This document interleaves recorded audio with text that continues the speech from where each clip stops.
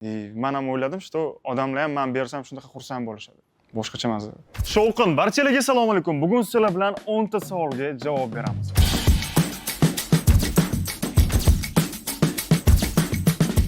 Birinchi savol, odamlar sizni nima uchun kuzatish kerak deb o'ylaysiz? Birinchi navbatda insonlarga juda ham esda qoladigan emotsiya bera olaman deb o'ylayman. Emotsiya asosan odamni tabassumida ko'rsam, men o'zim xursand bo'lib ketaman bu narsani. Odamlarga xursandchilik ulashish meni qisman vazifam deb bilaman. Ham ikkinchi taraflama ham savol bo'ladi. Shu birinchi savolga javob. Karyerangiz cho'qqisini qanday tasavvur qilasiz? Hali tasavvurga ega emasman, chunki o'zim uchun hisoblayman, karyeramni oxiri yo'q. Dalsh qancha o'ssam, shuncha o'sishga harakat qilib ketaveraman. To'xtash yo'q. Agarda katta homiy chiqsa, qanaqa kontent suratga olgan bo'lardingiz? Ichimdagi, to'g'risi men o'zimga olib qo'ygan ideyamni qisman aytaman. Katta homiy chiqadigan bo'lsa, haligacha olib qo'ygan niyat, maqsadlarimdan bittasi uyi yo'q insonlar bor yoki qanaqadir taraflama qiynalib maktabga bora olmaydigan insonlar bor, masalan, yoshlar bor. Ancha uzoqda maktab. Bu narsani adashmasam qisman odamlar qilishgan.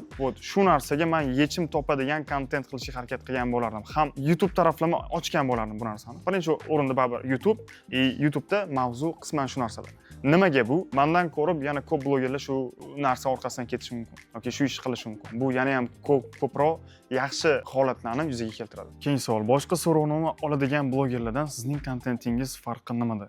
Xolos, yaqinda bitta video qilib chiqdim. Odamlarning prям reaksiyasi bilan, "Yo'q, rostdan, vo" degan narsalar bilan bo'ldi. Qisman ular tarafdan bo'ldi. Va bir hafta yoki 10 kun o'tib bitta videoni ko'raman. Reaksiyalargacha birga bir o'xshaydi. Boshqa javobim yo'q. Agarda mentalitet ko'targanda odamlardan nimani so'ragan bo'lardingiz? Mentalitet ko'targanda. Yo'q, bu savolga hali aniq bilmas ekanman, chunki qisman o'zim ham o'zimizni mentalitet bilan yuraman, chunki qanaqadir video qilmoqchimanmi, mentalitetga xos bo'lmagan holatlari bo'ldimi, men sразу olib tashlayman, chunki o'zbekmiz, do'stlar. Blogerlikni endi boshlagan paytingizdagi maqsadlarga erishdingizmi? O'zim xohlayotgan narsalarga qisman erishdim. Boshida aytganimdek, odamlarning emotsiyasi, xursandchiligi va "Voy, aka, sizni taniyman, sizni ko'rganman" deb kelishi bu alohida boshqacha mazza. Buni prosta his qilib ko'rish kerak.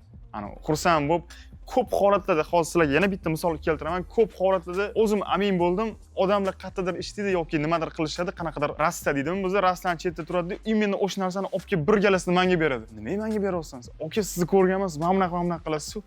Davay sizga. Bir necha marta bu narsa bo'lganman. Yo'limda ko'p bo'lgan, maza qilganman bu narsaga. Men ham o'yladim, что odamlar ham men bersam shunaqa xursand bo'lishadi. Boshqacha emas. Qaysi blogerlardan ilhom yoki ideya olasiz? Agar O'zbekistondan bo'ladigan bo'lsa, hech qaysi. Qaytarib aytaman, hech qaysi blogerlardan. Chet eldan bo'lishi mumkin. Chet eldan nima ilhom olinadi? Qanaqa ma'noda bu? Video qilaman yoki ular video qilishgan, men kuzatyapman, mentalitetga xos, bizning mentalitetga xos narsa qilishmagan. Imkoni boricha mentalitetga moslayman, o'zimni imkoniyatimdan kelib chiqib o'sha videoga mos narsa qilaman. Misol uchun ular пока что gidroskuter berishyapti. Men o'zimdan kelib chiqib, hatto veli berishga harakat qilaman. U ham hammasi emas. Chunki asosan ideyani o'zim yozaman, o'zim fikrlayman, o'zim o'ylayman, o'zim bajaraman. Sizlarga yoqadi. Auditoriyangizni sodiq deb o'ylaysizmi? Menimcha ha. Bo'ldi. Ha. O'zingizni qiynagan savollarni odamlardan so'rab javob topganmisiz? Qismanda. Qanaqa mavzuda savol qiynayotganiga bog'liq meni va aynan o'sha soha bo'yicha insonning oldiga boraman va o'sha inson javob beradi, men o'zimga kerakligini olaman. O'zdan topganman. So'rovnoma qilish qolgan kontentlarga qaraganda osonroq degan fikrga qanday qaraysiz?